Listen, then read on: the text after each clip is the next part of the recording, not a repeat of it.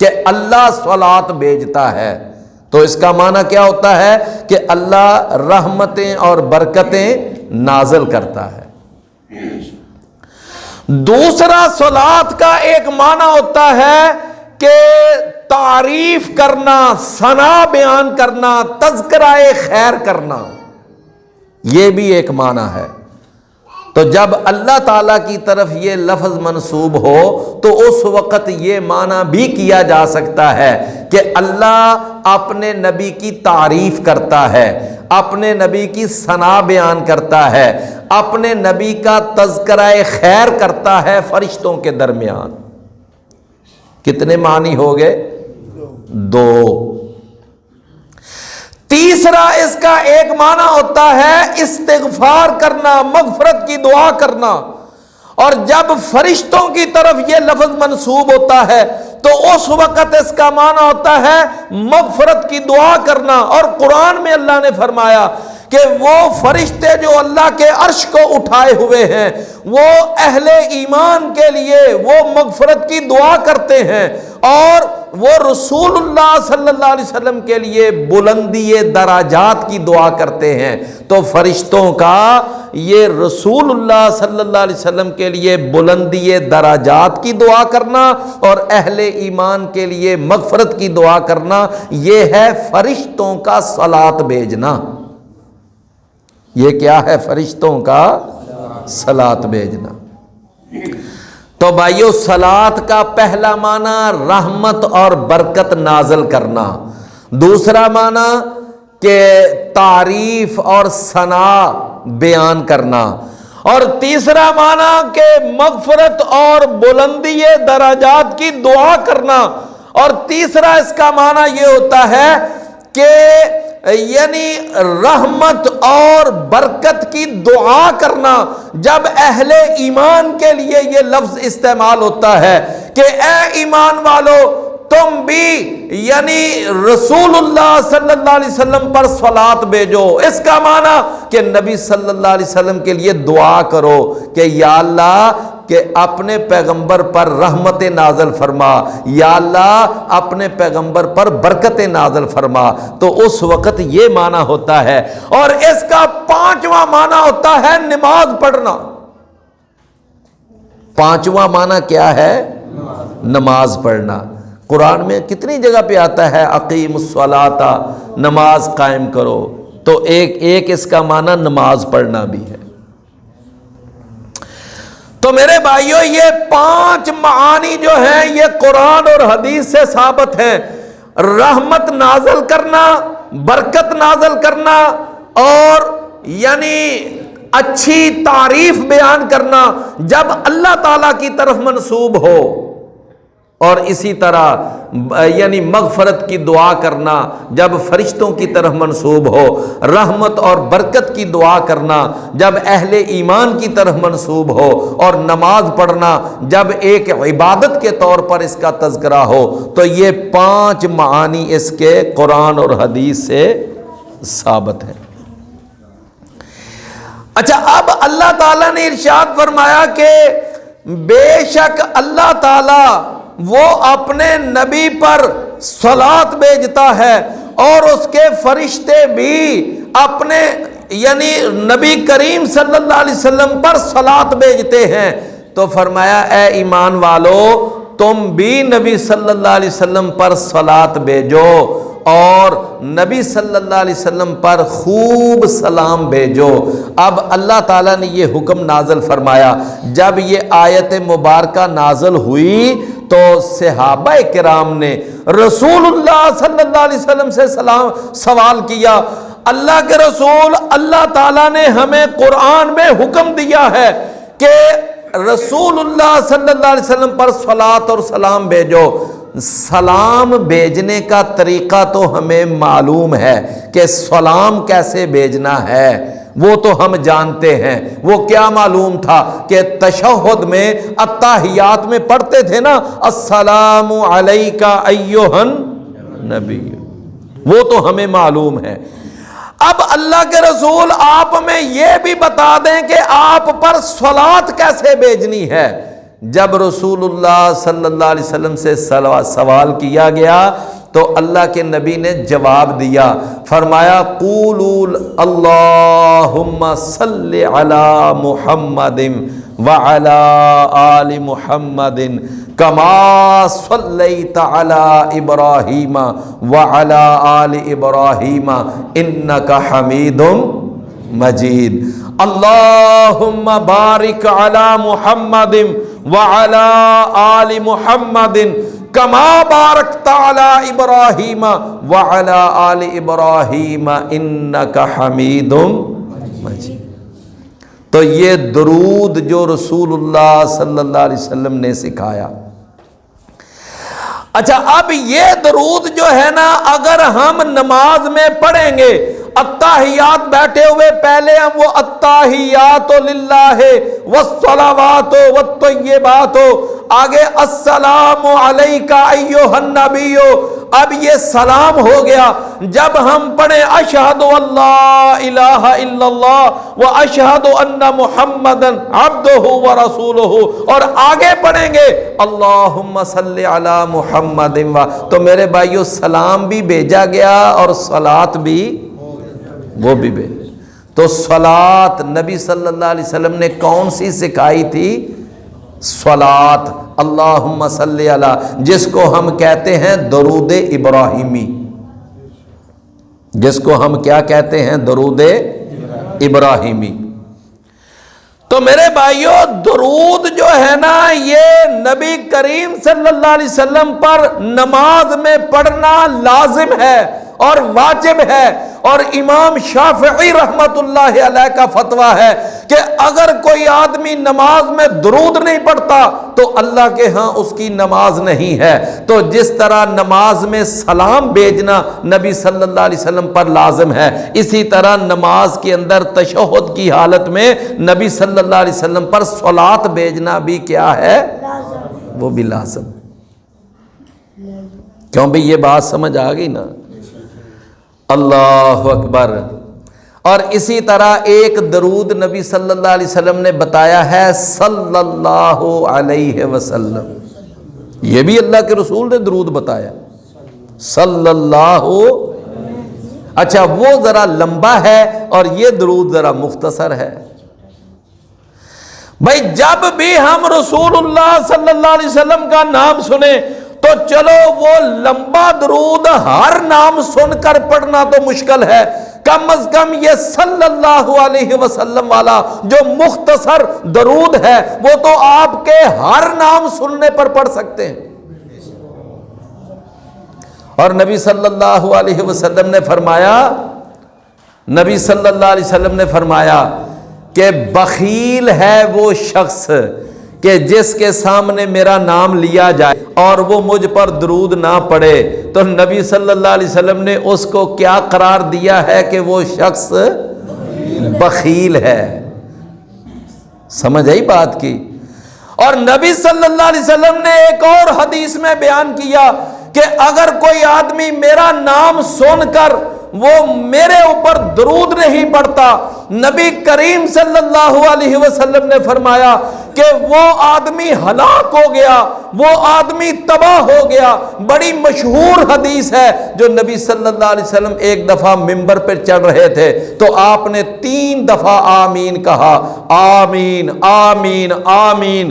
تو آپ سے جب بعد میں سوال کیا گیا تو آپ نے فرمایا ایک میں نے آمین جو کہی تھی نا وہ ماں باپ کے نافرمان کے لیے کہی تھی کہ وہ تباہ ہو جائے، اور دوسری جو آمین تھی وہ رمضان کا مہینہ پا کر فائدہ نہ اٹھانے والے بدبخت کے لیے کہی تھی، اور تیسری آمین جو رسول اللہ صلی اللہ علیہ وسلم کا نام سنے اور درود نہ پڑھے اس بدبخت کے لیے کہی تھی کہ وہ آدمی بھی تباہ ہو جائے۔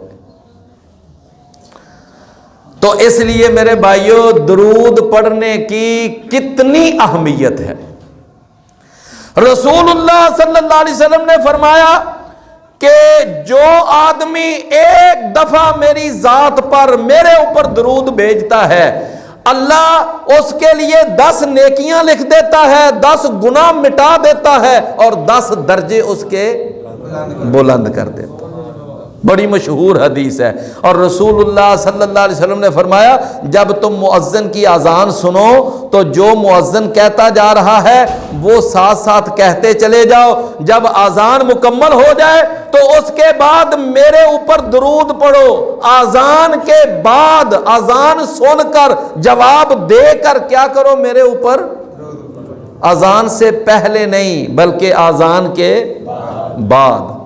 فرمایا اور اس کے بعد میرے لیے دعا کرو، وہ جو وسیلے والی دعا ہے، اللہم رب ہذہ الدعوۃ التامۃ والصلاۃ القائمۃ۔ فرمایا جو آدمی یہ 3 کام کرے گا نا، پہلے مؤذن کی اذان کا جواب دے گا، پھر میرے اوپر درود پڑے گا، اور پھر میرے لیے وسیلے کی دعا کرے گا، نبی صلی اللہ علیہ وسلم نے فرمایا قیامت والے دن اس کے لیے میری جو سفارش ہوگی وہ لاگو ہو جائے گی، اور وہ میری سفارش کی وجہ سے ضرور اللہ اس کو بخش دے گا۔ تو میرے بھائیو، درود پڑھنے سے 10 نیکیاں ملیں، 10 گناہ معاف ہوئے، 10 درجے بلند ہوئے، اور نبی صلی اللہ علیہ وسلم کی شفاعت کے حقدار بھی بنے۔ تو یہ درود جو ہے نا اتنی اہم عبادت ہے، بہت اہم عبادت ہے، لیکن یہاں پر ایک جو خطرناک بات ہے وہ یہ ہے کہ درود ہم نے وہ پڑھنا ہے جو محمد کریم صلی اللہ علیہ وسلم نے امت کو سکھایا ہے۔ میرے بھائیوں، اپنے بنائے ہوئے اور اپنے گھڑے ہوئے درود ہم نے نہیں پڑھنے۔ درود کون سا پڑھنا ہے؟ جو رسول اللہ صلی اللہ علیہ وسلم نے اپنی امت کو سکھایا۔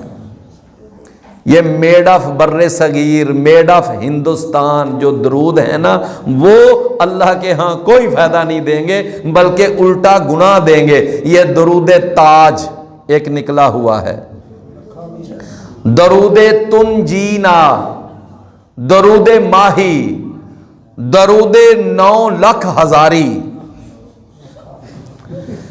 یعنی آپ کبھی دیکھیں نا کہ بڑی بڑی ورائٹیاں، بڑے بڑے اس کے ماڈل اور کئی اس کے ایڈیشن ہیں۔ میرے پیارے بھائیوں، اللہ کے ہاں مقبول صرف وہ درود ہے جو رسول اللہ صلی اللہ علیہ وسلم امت کو سکھا کر گئے۔ اور شاید آپ نے کبھی یہ سٹیکر کسی جگہ لگا پر دیکھا ہو کہ درود پڑھو، ضرور پڑھو، لیکن مسنون پڑھو۔ درود پڑھو، ضرور پڑھو، لیکن مسنون پڑھو۔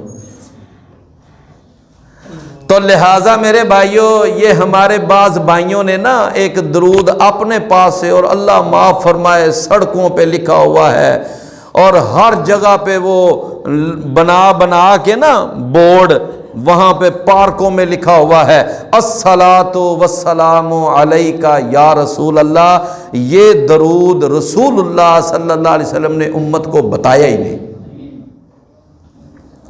لہذا یہ درود پڑھنا جو ہے نا، یہ بالکل ناجائز ہے اور حرام ہے اور گناہ ہے۔ کیوں؟ اس لیے کہ یہ رسول اللہ صلی اللہ علیہ وسلم نے امت کو بتایا ہی نہیں، ایک بات۔ اور دوسری ایک اور وجہ بھی ہے، وہ بھی اگر آپ توجہ سے سن لیں تو انشاءاللہ بات سمجھ آ جائے گی۔ جو آدمی یہ درود پڑھتا ہے وہ ڈائریکٹ مخاطب کرتا ہے محمد کریم صلی اللہ علیہ وسلم کو، کہتا ہے الصلاۃ والسلام علیک یا رسول اللہ، کہ صلاۃ ہو، سلام ہو آپ پر اے نبی صلی اللہ علیہ وسلم، اے اللہ کے رسول۔ وہ نبی صلی اللہ علیہ وسلم کو اب ڈائریکٹ کیوں مخاطب کر رہا ہے؟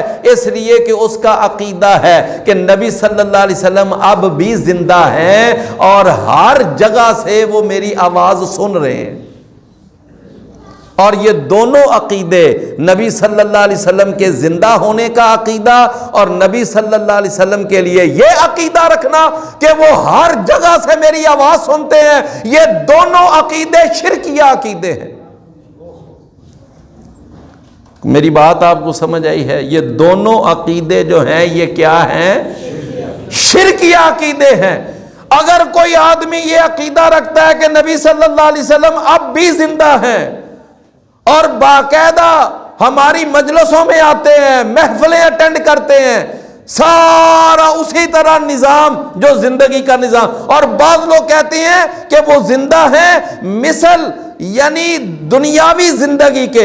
میرے پیارے بھائیوں، یہ عقیدہ سیدنا ابو بکر کے عقیدے کے خلاف ہے، سیدنا عمر کے عقیدے کے خلاف ہے، سیدنا عثمان اور علی کے عقیدے کے خلاف ہے، سیدہ عائشہ اور سیدہ فاطمہ کے عقیدے کے خلاف ہے، بلکہ سارے صحابہ کے عقیدے کے خلاف ہے. صحابہ کا عقیدہ یہ تھا کہ نبی صلی اللہ علیہ وسلم وفات. اچھا میرے بھائیوں، نبی صلی اللہ علیہ وسلم کو صحابہ نے دفن کیا تھا تو ایک زندہ نبی کو دفن کیا تھا یا وفات پائے ہوئے نبی کو دفن کیا تھا؟ ایمانداری سے بتائی، فیصلہ آپ کے ہاتھ میں ہے. نبی کریم صلی اللہ علیہ وسلم کے لیے باقاعدہ قبر تیار کی گئی اور آپ کے لیے قبر مبارک بنائی گئی اور اس کے اندر آپ کو اتارا گیا، آپ کی تدفین ہوئی. میرے بھائیوں، یہ سارا جو پروسیجر ہوا کیا ایک زندہ نبی کے لیے تھا یا وفات شدہ نبی کے لیے تھا؟ ہاں جی، وفات شدہ نبی. اچھا کسی سے بھی پوچھو بھئی نبی صلی اللہ علیہ وسلم کی عمر مبارک کتنی تھی تو ہر بندہ کہے گا 63 سال. تو بھائیو 63 سال کا پھر مطلب تو بتا دو، پھر 63 سال کا مطلب کیا ہے؟ کہ بات آپ کو سمجھ آ رہی ہے؟ اور اس کے علاوہ میرے بھائیو یہ یعنی عقیدہ کہ نبی صلی اللہ علیہ وسلم زندہ ہیں. اگر اللہ کے رسول زندہ تھے، آپ نے وفات نہیں پائی تھی، تو صحابہ کرام نے رسول اللہ صلی اللہ علیہ وسلم کے بعد پھر سیدنا ابو بکر کو خلیفہ کیوں بنایا؟ بتاؤ. ہاں. اور یہ جو بڑا ایک طبقہ شور مچاتا ہے جی سیدہ فاطمہ کو وراثت نہیں دی گئی، وراثت سے محروم کیا گیا، باغ فتح ان کی وراثت تھی. اور وراثت کس کی ہوتی ہے؟ زندہ کی ہوتی ہے یا فوت ہونے والے کی ہوتی ہے؟ وراثت کس کی ہوتی ہے؟ ہاں جی، فوت شدہ کی ہوتی ہے، زندہ کی وراثت نہیں ہوتی. اچھا اس کے بعد پھر یہ کہنا کہ وہ ہر جگہ سے ہماری بات بھی سنتے ہیں، ہم گوجرا والا درود پڑھ رہے ہوں یا وزیر آباد یا ڈسکا یا لاہور یا پشاور یا ہم کسی بھی دنیا کے کونے میں درود پڑھیں اور نبی صلی اللہ علیہ وسلم ہر جگہ سے ہمارا درود سن رہے ہیں. میرے پیارے بھائیوں، یہ عقیدہ بھی غلط ہے. ہاں ہم کہیں بھی درود پڑھیں تو ہماری وہ دعا وہ رسول اللہ صلی اللہ علیہ وسلم کے لیے پہنچ جاتی ہے اور اس دعا کے نتیجے میں اللہ تعالیٰ نبی صلی اللہ علیہ وسلم پر رحمت نازل فرما دیتا ہے. یہ بات ٹھیک ہے، لیکن نبی صلی اللہ علیہ وسلم ہر جگہ سے ہمارا درود سنتے ہیں، یہ غلط ہے. کیوں بھی بات میری سمجھ رہے ہیں؟ تو جو آدمی یہ درود پڑھتا ہے نا، الصلاۃ والسلام علیک یا رسول اللہ، یہ درود پڑھنے والے کے یہ دونوں عقیدے غلط ہیں. ایک زندہ سمجھتا ہے اور ایک ہر جگہ سے نبی صلی اللہ علیہ وسلم کو سننے والا سمجھتا ہے. میرے بھائیوں، ہر وقت اور زندہ وہ صرف ایک اللہ کی ذات ہے. اور نمبر 2، ہر جگہ سے ہر ایک کی بات سننا یہ صرف اللہ کا خاصہ ہے، اللہ کے سوا کوئی نہیں ایسا کر سکتا. تو اللہ تعالیٰ نے میرے بھائیوں ارشاد فرمایا کہ بے شک اللہ تعالیٰ اور اس کے فرشتے وہ رسول اللہ صلی اللہ علیہ وسلم پر صلوات بھیجتے ہیں. اے ایمان والو، تم بھی نبی صلی اللہ علیہ وسلم پر صلوات بھیجا کرو. اور میں نے آپ کو یہ بتا دیا کہ یہ صلوات بھیجنا یہ کتنا اہم ہے، اس کے کتنے فضائل ہیں، یہ میں نے بتا دیا نا مسئلہ. نیکیاں ملتی ہیں، گناہ معاف ہوتے ہیں، درجے بلند ہوتے ہیں، رسول اللہ کی شفاعت نصیب ہوگی. اور نہ پڑھنے کے جو نقصانات ہیں وہ بھی بتا دیے. اللہ کے نبی نے اس کو بخیل کہا ہے اور رسول اللہ صلی اللہ علیہ وسلم نے اس کے لیے تباہی کی دعا کی ہے جو نبی صلی اللہ علیہ وسلم کا نام سن کر درود نہیں پڑھتا. اور ایک میں نے یہ بات بھی بتائی کہ درود کون سا پڑھنا ہے جو اللہ کے رسول سے ثابت ہے، جو اللہ کے رسول نے بتایا ہے۔ سمجھ آئی بات کی؟ اور یہ بھی میں نے بتایا کہ نبی صلی اللہ علیہ وسلم کو ڈائریکٹ مخاطب کر کے کہنا کہ آپ پر صلات ہو، آپ پر سلام ہو اے اللہ کے رسول، یہ درود اللہ کے رسول نے بتایا بھی نہیں، اور اس کے پڑھنے کے اندر دو عقیدے کی خرابیاں ہیں، عقیدے کی دو خرابیاں۔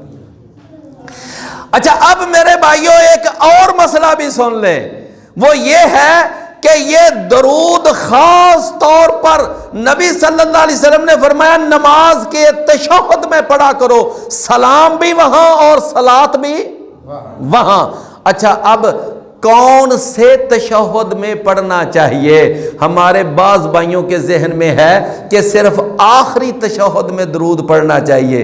نہ میرے بھائیوں، مسئلہ اچھی طرح یاد کر کے جائیں کہ نماز کے اندر چاہے 2 تشہد ہوں یا کبھی 3 تشہد آ جائیں، ہر تشہد کے اندر درود پڑھنا ضروری ہے۔ ظہر کی نماز پڑھیں، عشاء کی پڑھیں، کتنے تشہد ہوتے ہیں؟ 2۔ ہر تشہد میں درود پڑھنا چاہیے۔ اماں جی سیدہ عائشہ رضی اللہ عنہ بیان کرتی ہیں ایک دفعہ رسول اللہ صلی اللہ علیہ وسلم نے 9 رکعت نماز اکٹھی پڑھی۔ توجہ ہے نا، یہ سنن الکبریٰ للبہقی میں اور مسند احمد میں حدیث آتی ہے اور صحیح سند کے ساتھ کہ نبی صلی اللہ علیہ وسلم نے کتنے رکعت نماز پڑھی؟ 9 رکعت۔ اور آپ نے توجہ سے سننا، پہلی رکعت پڑھی آپ نے تشہد نہیں کیا، دوسری پڑھی پھر اٹھ گئے تشہد نہیں بیٹھے، تیسری کے بعد بھی تشہد نہیں بیٹھے، چوتھی کے بعد بھی نہیں بیٹھے، 5ویں اور 6ٹھی کے بعد بھی نہیں بیٹھے، 7ویں رکعت کے بعد بھی تشہد نہیں بیٹھے، ہر دفعہ 2 سجدے کر کے سیدھے کھڑے ہو جاتے۔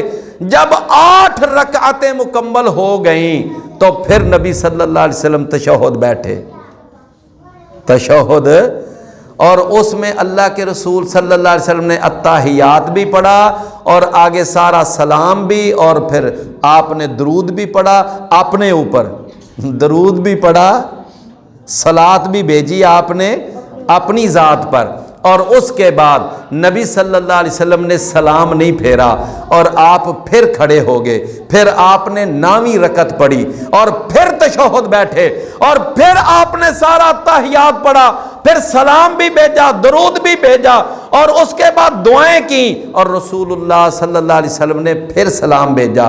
تو اس نماز میں نبی صلی اللہ علیہ وسلم نے کتنے تشہد کیے؟ 2۔ اور دونوں تشہدوں میں اللہ کے رسول نے درود پڑھا۔ لہٰذا میرے بھائیوں ہر تشہد میں درود پڑھنا چاہیے، ہر تشہد میں درود پڑھنا چاہیے۔ اور بعض ہمارے بھائی وہ کہتے ہیں جس نے پہلے تشہد کے آگے درود پڑھ دیا اس پر سجدہ صاحب لازم آ جائے، یہ بالکل غلط بات ہے۔ میرے بھائیوں ہم تو کہتے ہیں کہ اس کی نماز خطرے میں ہے، ہو سکتا ہے اس کی نماز ہی اللہ کے ہاں قبول نہ ہو جو پہلے تشہد میں درود نہیں پڑھتا، بلکہ ہر تشہد میں درود نہیں پڑھتا۔ ہر تشہد میں درود پڑھنا کیا ہے؟ یہ لازم ہے۔ تو یہ مسئلہ میرے بھائیوں یاد رکھیں۔ یہ لوگ کہتے ہیں جی مر گیا مردود، نہ فاتحہ نہ درود، اور میرے بھائیوں جہاں درود ضروری ہے وہاں پڑھنا نہیں، اور جہاں اللہ کے رسول سے ثابت ہے وہاں سپیکروں میں درود پڑھنے لگ جانا ہے۔ یہ طریقہ کار جو ہے یہ صحیح نہیں ہے۔ درود پڑھنا ہے، ضرور پڑھنا ہے، مسنون پڑھنا ہے، اور وہاں پڑھنا ہے جہاں رسول اللہ صلی اللہ علیہ وسلم نے خاص طور پر بتایا ہے، خاص طور پر بتایا ہے کہ یہاں پر درود پڑھو۔ کیوں بھی بات سمجھ آ گئی ہے؟ تو یہ یعنی چند باتیں اب ذرا سن لیں۔ فرمایا یا ان اللہ، بے شک اللہ تعالی، و ملائکتہ، اور اس کے فرشتے، یصلون، وہ صلات بھیجتے ہیں، علی النبی، نبی صلی اللہ علیہ وسلم پر، یا ایھا الذین آمنو، اے ایمان والو، صلو علیہ، صلاۃ بھیجو تم بھی اس پر، وسلموا تسلیما، اور اس کے اوپر خوب سلام بھیجو، اور اس کے اوپر خوب سلام بھیجو۔ تو میرے بھائیو، اللہ تعالی ہمیں سمجھنے عمل کرنے کی 2 آیتیں رہ گئی ہیں، اب چونکہ ٹائم ہو گیا ہے تو میں اسی پر اپنا سبق مکمل کرتا ہوں۔ یہ 2 آخری آیتیں جو ہیں وہ انشاءاللہ اگلے ہمارے سبق میں ہو جائیں گی۔ تو بھائی یہ جو سبق آپ کے ہاتھوں میں ہے وہ اگر ساتھ لے کے جائیں تو اگلی دفعہ ساتھ لے آئیں، اور اگر وہ یہاں ہی چھوڑ جائیں گے تو اگلی دفعہ پھر اسی طرح آپ کو تقسیم کر دیے جائیں گے۔ تو یہ سبق جو ہے نا، اس کے بارے میں 2 آیتیں آخر میں رہتی ہیں۔ بڑا ہی اگلا اہم سبق ہے کہ اللہ تعالیٰ کو اذیت دینا، رسول کو اذیت دینا، اہل ایمان کو اذیت دینا اللہ نے ان سے منع کیا ہے۔ تو وہ انشاءاللہ بتائیں گے کہ اللہ کو اذیت دینا کیا ہے، رسول کو اذیت دینا کیا ہے، اہل ایمان کو اذیت دینا کیا ہے۔ یہ ذرا تفصیل سے بات ہونے والی ہے، لہٰذا میں نے اسی لیے ان 2 آیتوں کو میں نے پینڈنگ کر دیا ہے۔ اگلے سبق میں انشاءاللہ یہ 2 آیتیں پڑھیں گے۔